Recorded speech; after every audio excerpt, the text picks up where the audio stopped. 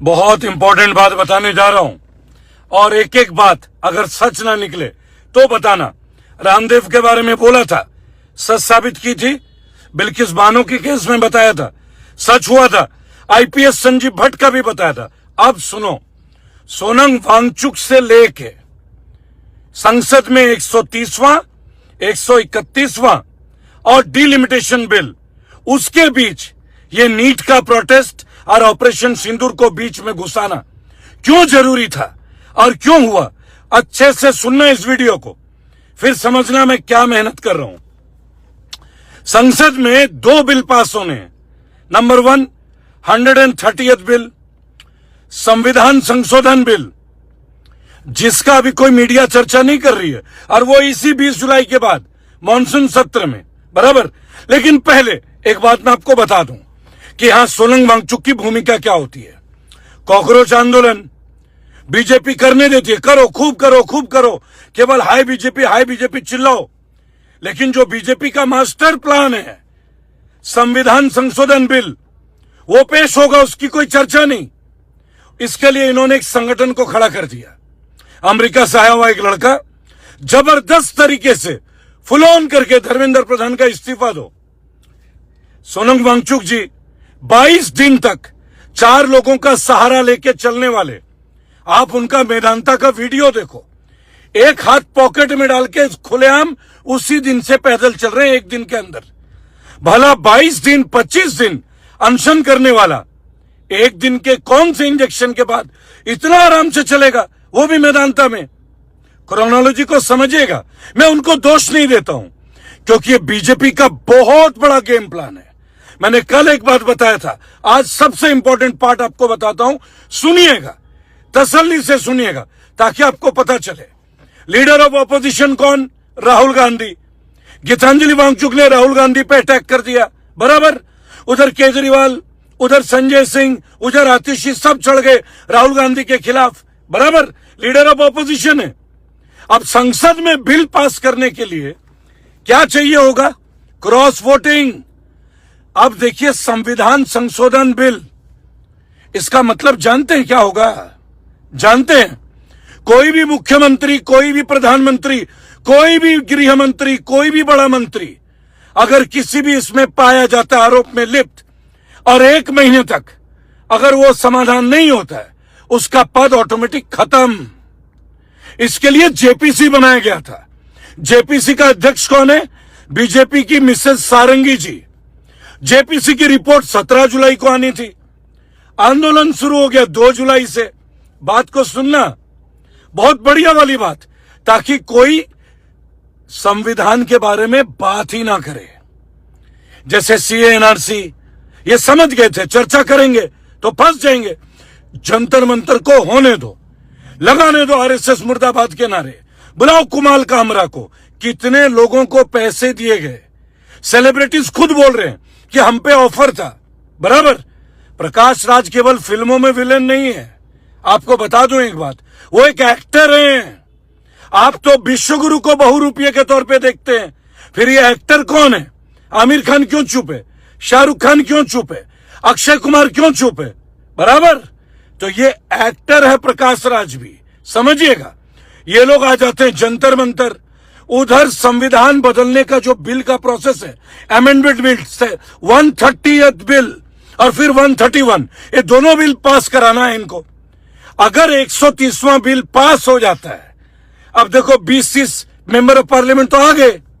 अब क्या है कि राज्यसभा में इनको पावर नहीं है, तो अब पावर दिया गया राष्ट्रपति महोदय को कि लोकसभा और राज्यसभा दोनों के बीच में वोटिंग करा दो। अंतिम निर्णय राष्ट्रपति महोदय का।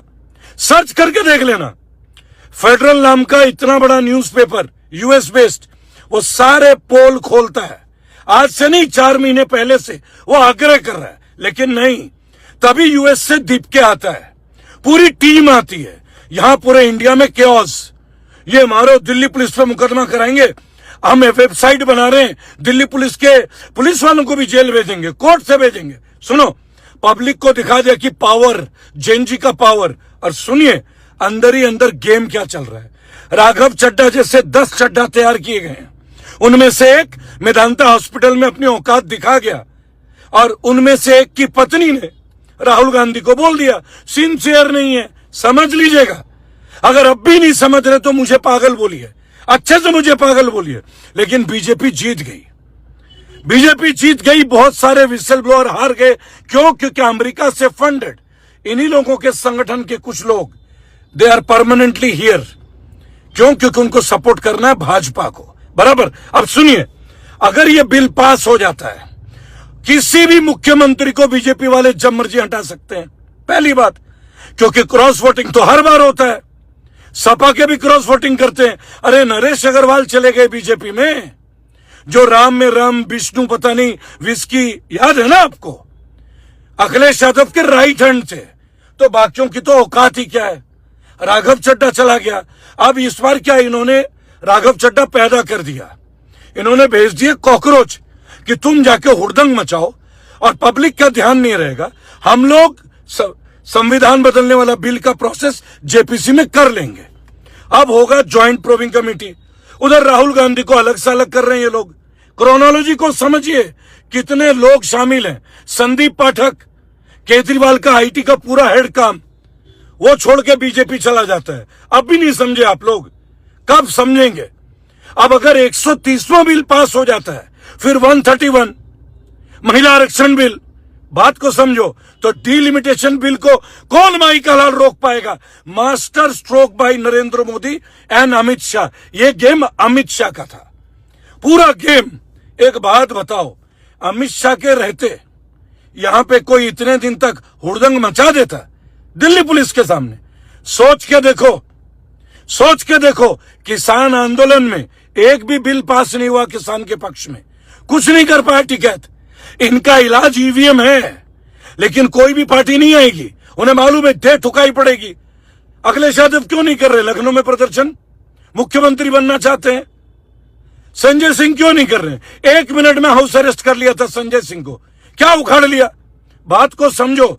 ये पॉलिटिकल नेता और एक ग्रुप, ये लोग आए बीजेपी के सपोर्ट के लिए, बराबर। हम लोगों ने जीवन के 12 साल दिए।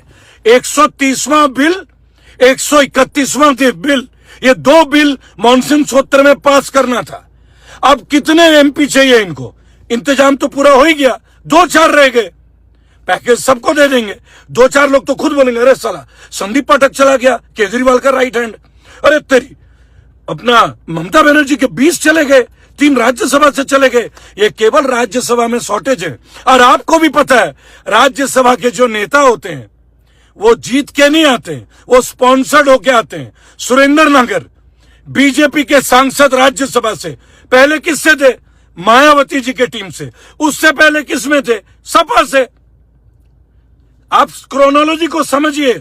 सुरेंद्र नगर गुर्जरों के सबसे बड़े नेता, नेता बहुत अच्छे, जनरल है, जेन्युइन है, लेकिन थे तो मायावती के राज्यसभा से। अब बीजेपी से आगे राज्यसभा में आपको इलेक्शन जीतना नहीं होता। ये बहुत काम आता है, बहुत काम आता है। केजरीवाल ने भी बहुतों को भेजा। ये था अमित शाह का मास्टर प्लान, कॉकरोचों को आगे भिड़ा के अमेरिका से एक टीम सेट करके। नहीं तो अमित शाह इतने दिनों से चुप रहेगा, 25 दिनों से। अबे क्या खाते हो तुम लोग, क्या लेते हो? सूखा लेते हो क्या शाम के टाइम? उधर सोनम वांगचुक 25 दिन का 11 किलो वेट घट गया, चल नहीं पा रहे थे। मेदांता जाते जेब में हाथ डाल के चलने लगे, खुश हो गए बीजेपी की मीटिंग से, बोले हमारी मीटिंग सफल रही, बराबर। This was the game plan of Amit Shah. ये मेरा कल के वीडियो का पार्ट 2 है। अब क्या बोलोगे? मैं गद्दार हूं? मैं तुम लोगों को डिक्लेयर कर रहा हूं, उत्तर प्रदेश और उत्तराखंड में 40 एमएलए बनाऊंगा फिर अपने दम पे, अगेंस्ट बीजेपी, बीजेपी के खिलाफ। लेकिन अमित शाह का मास्टर प्लान साबित हो गया और ये लोग उल्लू बन गए और राहुल गांधी के साथ गेम हो गया। पहले सोनम वांगचुक ने राहुल गांधी को नहीं बुलाया, बराबर। जब 20 दिन हो गया तब सोनम वांगचुक कहते हैं राहुल गांधी को आना चाहिए। जब राहुल गांधी प्रदर्शन कर रहे हैं मोदी जी के घर के सामने, तो सोनम वांगचुक की बीवी मेदांता में जाके क्या बोलती हैं कि राहुल गांधी इनसिंसियर है। और ये तब बोलते हैं जिस दिन मोदी जी लाइव आते हैं। फ्रेंड्स, ये तब बोलते हैं जिस दिन सोनम वांगचुक अनशन तोड़ देते हैं। ये तब बोलते हैं राहुल गांधी के खिलाफ, लीडर ऑफ ऑपोजिशन के खिलाफ। अब समझे कितना बड़ा गेम है। ये सब बीजेपी का स्पॉन्सर्ड था, समझे। नहीं तो 2 दिन में अमेरिका से आया हुआ ध्रुव राठी का एक नचनिया चेला और 2 लोग आम आदमी के आईटी सेल के टीम के लोग आके आंदोलन खड़ा कर लेते। और अमित शाह ये यूपी नहीं गए, लखनऊ जाके भाग आए। इन्हें मालूम था योगी बर्दाश्त नहीं करेगा।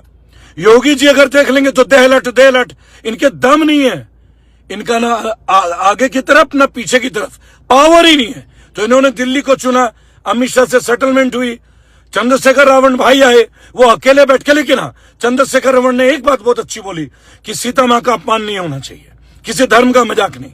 This was great, but everything was won by BJP. RSS मुर्दाबाद के नारे लगाए और प्रहलाद जोशी आरएसएस के कन्वेनर थे, कट्टर कन्वेनर। ब्राह्मणवाद के विरुद्ध नारे लगाए। प्रहलाद जोशी एक ब्राह्मण है, क्या भिगो भिगो के तुम्हें मारा है, केवल संविधान बिल को पास करने के लिए और वुमेन रिजर्वेशन बिल को पास करने के लिए, ताकि जेपीसी, और जेपीसी में सब इनको सपोर्ट करेगा। ये भी फेडरल में जाके देखो, गुप्त सूचना है। वंदे मातरम।